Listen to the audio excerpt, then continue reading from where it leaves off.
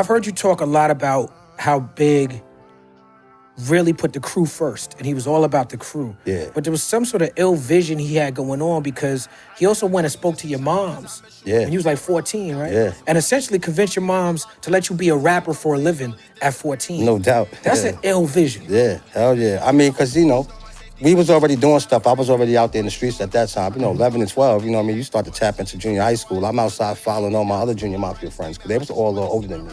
Nino Brown and Chico and them, they all 3-4 years older than me. So when they 14, 15, I'm out there 11 and 12 chasing them, trying to hustle for them, trying to get my own pack from them. And Big wouldn't let me do that with him. He was doing that with all the other young guys, like that was really active outside, He was, doing his thing with them, but he never would let me do that. So once he figured out the group thing, he was just like, I'm gonna go talk to your moms, because I wasn't going to school as much. I was going there, but I wasn't going as much.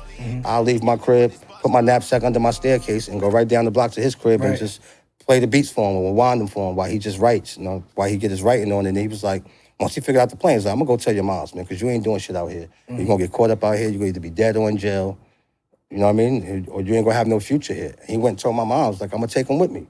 And she was like, as long as you keep him safe and you keep him good, I don't have no problem with it. He was like, trust me, I got him. I'm gonna make sure he all right. I'm gonna make sure he good.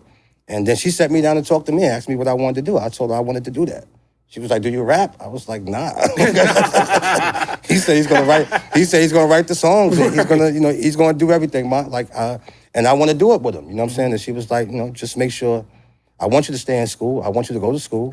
That's what she wanted for me. But she was like, listen, you make sure this makes up for that. You know what I'm saw saying? that you was a rapper before you saw it. Yeah, he saw it. I mean, Big had that vision, man.